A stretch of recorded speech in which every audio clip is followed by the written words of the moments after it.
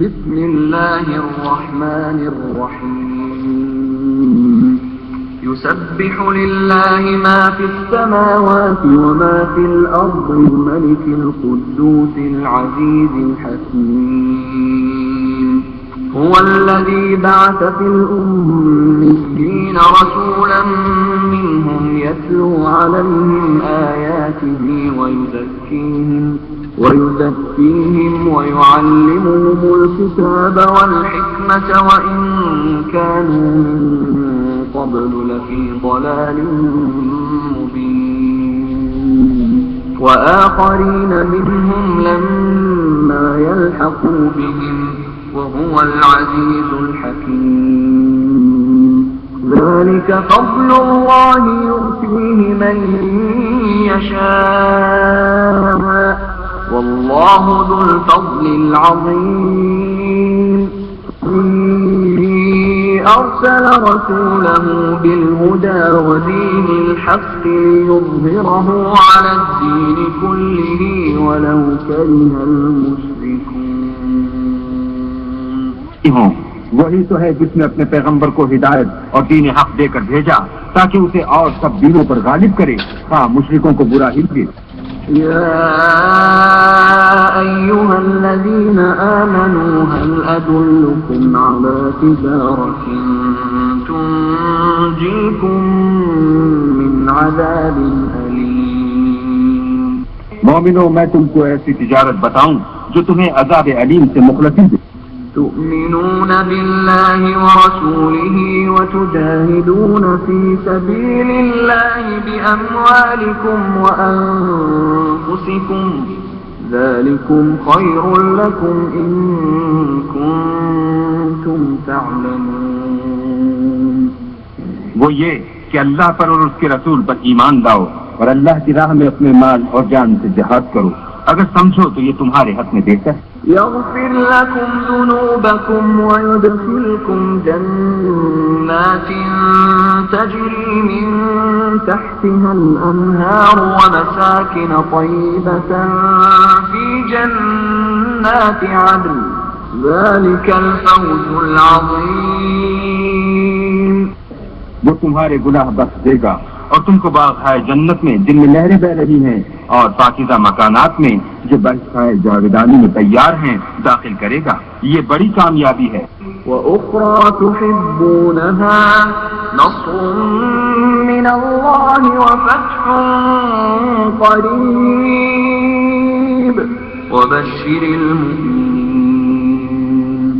اور ایک اور چیز جس کو تم بہت چاہتے ہو یعنی تمہیں اللہ کی طرف سے مدد نصیب ہوگی اور فتح ان قریب ہوگی اور مومنوں کو اس کی خوشخبری سنا دو. یا ایھا الذین آمنوا كونوا انصار اللہ كما قال عیسی ابن مریم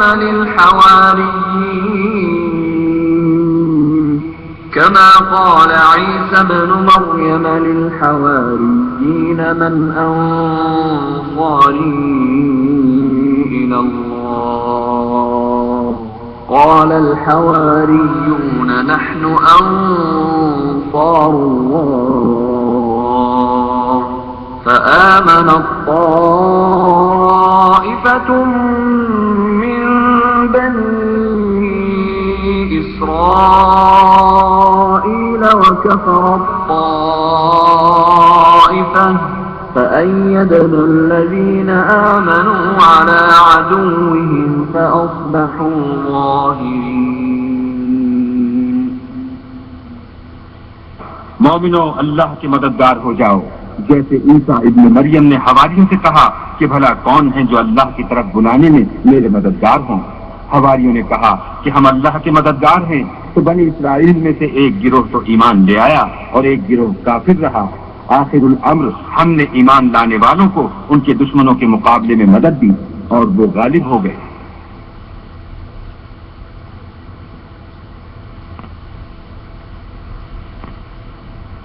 بسم اللہ الرحمن الرحیم. شروع اللہ کے نام سے جو بڑا مہربان نہایت رحم والا ہے.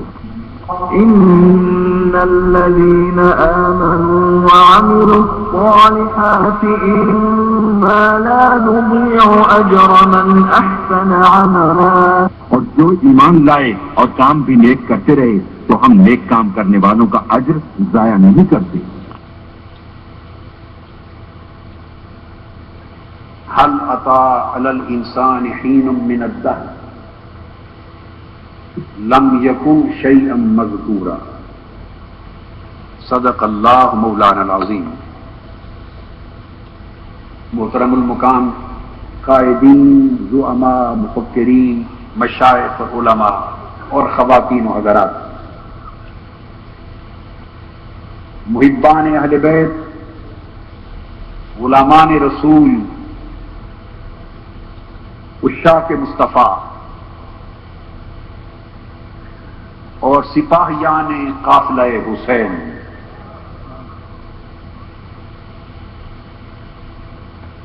اللہ رب العزت کا شکر ہے جس کی توفیق سے ہم آج ذکر حسین کی اس عظیم مجلس میں حاضر ہیں. میں نے قرآن مجید کی ایک آیہ کریمہ پڑھی، یہ سورہ دہر کی پہلی آیت ہے. اللہ پاک نے ارشاد فرمایا،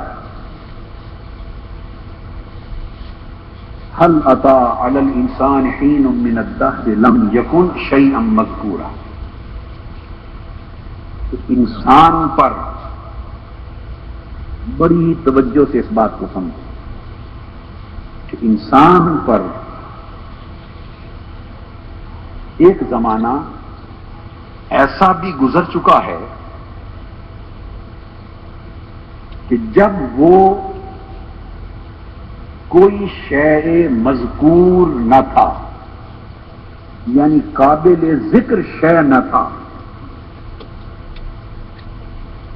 انسان پر ایک زمانہ ایسا بھی گزر چکا ہے کہ جب وہ کوئی قابل ذکر شے نہ تھا. اب اس آیت کریمہ میں بعض احباب یہ خیال کرتے ہیں کہ اس سے مراد عدم محض ہے، کہ وہ وقت جب کچھ بھی نہ تھا، وہ وقت جب کچھ بھی نہ تھا اس کا ذکر ہو رہا ہے. میں ادب کے ساتھ عرض کروں گا کہ نہیں، اس عدم محض کا ذکر نہیں ہو رہا.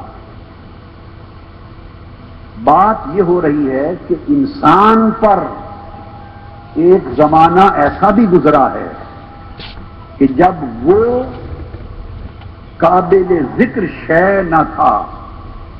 اس کا مطلب یہ ہے کہ انسان بھی تھا، کیونکہ وہ زمانہ اسی پر تو گزرا ہے، اسی پر تو گزرا ہے.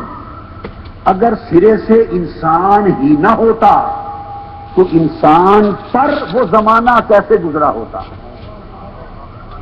جب قرآن کہتا ہے کہ ایک ایسا زمانہ انسان پر گزرا ہے تو پتہ چلا کہ اس زمانے میں انسان تو تھا مگر معلوم نہیں کس شکل میں تھا. اور شکل کیا ہے؟ قرآن نے کہا لم یکن شیئا مذکورا، قابل ذکر شے نہ تھا. اس کا مطلب یہ ہوا کہ وہ کوئی شے بھی تھا مگر قابل ذکر نہ تھا. کوئی شے تھا مگر قابل ذکر نہ تھا. اب اس آیت کریمہ کو ایک دوسری آیت کریمہ سے ملاتے ہیں. اس کی تفسیر کے لیے اللہ پاک نے فرمایا انما امرہ اذا اراد شیئا ان یقول لہ کن فیکون. کہ اللہ کا امر تو صرف اتنا ہے، یہ بات سمجھنے والی. اللہ کا امر بولیے انما کلمہ حصر ہے تو فقط اتنا ہے. اذا اراد شیئا، جب وہ کسی شے کو چاہتا ہے، کسی شے کو چاہتا ہے، ان یقول لہ کن، تو وہ اس کو فرماتا ہے کن ہو جا، فیکون، بس وہ ہونے لگ جاتی ہے، وہ ہو جاتی ہے، ہونے لگ جاتی ہے، ہوتی رہتی ہے۔ اب یہاں بھی جو بات کہنا چاہتا ہوں، اگر آپ کا خیال اس طرف جائے کہ کن سے پہلے کچھ بھی نہ تھا، اگر آپ یہ سمجھیں کہ آغاز ہی کن سے ہوا اور کن سے پہلے، یہی خیال ہے نا عام، بولیے نا، عام خیال کیا ہے کہ کن سے پہلے یہی ہے نا، کچھ بھی نہ تھا۔ اب اس آیت کریمہ سے پوچھتے ہیں تو قرآن کہتا ہے انما امرہ اذا اراد شیئا ان یقول لہ کن، اس کا امر تو یہ ہے کہ جب اس نے ارادہ کیا کسی شے کا تو اس کو کہا ہو جا، کن۔ اگر کن سے پہلے کچھ بھی نہ تھا تو اس نے کس کو کہا کہ تو ہو جا؟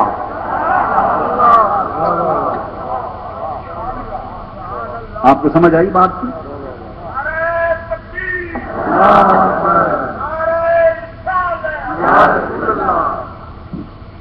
بھائی یہ ذکر حسین کی مجلس سے نعرہ حیدری بھی لگاؤ نا۔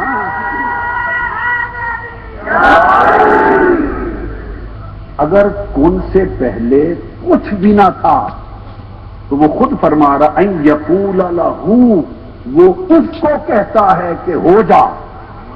تو جب کچھ نہ تھا تو کس کو کہا کہ ہو جا؟ کس کو کہا کہ ہو جا؟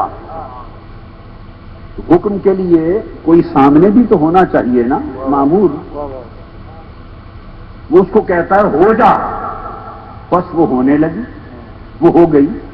تو پتا چلا کہ کون سے پہلے بھی تو کچھ نہ کچھ تھا، کچھ نہ کچھ تھا جس کو اس نے حکم دیا کہ ہو جا۔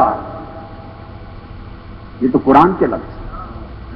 اب قرآن سے پوچھتے ہیں اسی آیت کریمہ سے کہ کون سے پہلے کیا تھا؟ کون سے پہلے کیا تھا؟ اس کا جواب بھی یہی آیت دے رہی ہے، کسی اور طرف نہیں جاؤں گا۔ یہی آیت بتاتی ہے اذا اراد شیئا ان یقول لہ کن۔ تو کن سے پہلے کیا تھا؟ فرمایا اس نے ارادہ کیا، اور ارادہ کرنا اس کو کہتے ہیں چاہنا۔ اگر آپ اردو میں کہیں کہ میں نے فلاں کام کے کرنے کا ارادہ کیا تو جو بھی کہہ سکتے ہیں نا میں نے فلاں کام کرنے کا چاہا، میں نے چاہا کہ ایسا کروں، میں نے چاہا کہ ایسا کروں، میں نے ارادہ کیا کہ ایسا کروں، تو ایک ہی چیز ہے۔ اب آیت کی طرف آئیے، اذا ارادہ یعنی اس نے چاہا، شیئن شے کو، اس نے ایک شے کو چاہا، اور پھر ان یقول لہ اس شے کو کہا جس کو چاہا تھا، جس کو چاہ رہا تھا، جس کو اس نے چاہا، اس شے سے کہا تم ہو جا، بس وہ ہو گئی۔ اب جا کے بات پھنس گئی شے ان میں، ارادہ کی بھی سمجھ آ گئی کہ اس نے چاہا، اور اس کو کہا کہ ہو جا، اس کی سمجھ بھی آ گئی۔ اب بات جو جا کے ذہن اٹک گیا وہ شے ان، کہ شے ان کیا ہے؟ تو شے ان اس کے مادہ میں بھی چاہت ہے۔ شیئا شاء یشاء ان اللہ یرزق من یشاء بغیر حساب، اللہ جسے چاہتا ہے بغیر حساب کے دیتا ہے۔ تو شیئا کا معنی بھی چاہنا ہے، شاء یشاء چاہنا، تو شیئا کا معنی ہوا چاہت۔ شاء یشاء کا معنی چاہا اور شیئا کا معنی چاہت۔ اب پھر ترجمہ کریں، میں نے ایک ایک لفظ کھول دیا نا، اب کھول کے ترجمہ کرتے ہیں۔ اذا اراد شیئا، جب اس نے چاہا، کس کو؟ شیئن اپنی چاہت کو، جب اس نے چاہت کو چاہا تو ان یقول لہ اس چاہت سے کہا کن اب ہو بھی جا.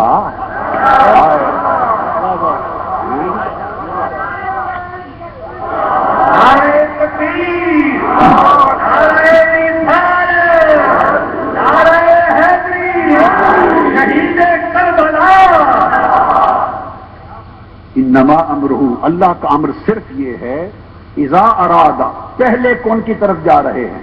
کیا؟ پہلے کون کی طرف جا رہے ہیں جہاں سے آغاز ہوا. تو اس کا امر یہ ہے کہ جب اس نے چاہا، پہلی مرتبہ جب اس نے چاہا، چاہت کو، اپنی چاہت کو چاہا تو ان یقول لہ، تو اپنی چاہت سے فرمایا کن ہو جا. اب سوال پیدا ہوتا ہے کہ ہو جا کا کیا معنی ہوا؟ ہو جا کا کیا معنی ہوا؟ یہ کہ آپ کے دل میں ہزاروں چاہتیں ہوتی ہیں. چاہت کا مقام بندہ ہو، اگر بندہ، اللہ کی ذات تو جسم سے پاک ہے، مگر آپ میں چاہت کی جگہ کیا ہے؟ ظاہر یا دل؟ چاہت کہاں ہوتی ہے؟ بولیے نا. چاہت چھپی ہوئی ہوتی ہے، چاہت چھپی ہوئی ہوتی ہے. اگر بندہ ہے تو دل میں چھپے گی، اور خدا ہے تو چونکہ وہ دل اور جسم سے پاک ہے، تو جب خدا ہے تو اس کی بارگاہ میں چھپی ہوگی. اس کی چاہت اس کی بارگاہ میں، پردہ خفا میں چھپی ہوگی. اس نے اپنی چاہت کو چھپا رکھا تھا. اس کی چاہت تھی، چھپی ہوئی تھی. اذا اراد شیئا، اس نے اپنی چاہت کو چاہا، ان یقول لہ، اور اپنی چاہت سے فرمایا کن ہو جا. اور ہو جا کا معنی کیا ہے؟ وہ چاہت جو چھپی تھی اس سے فرمایا چاہت اب ظاہر ہو جا. واہ واہ واہ.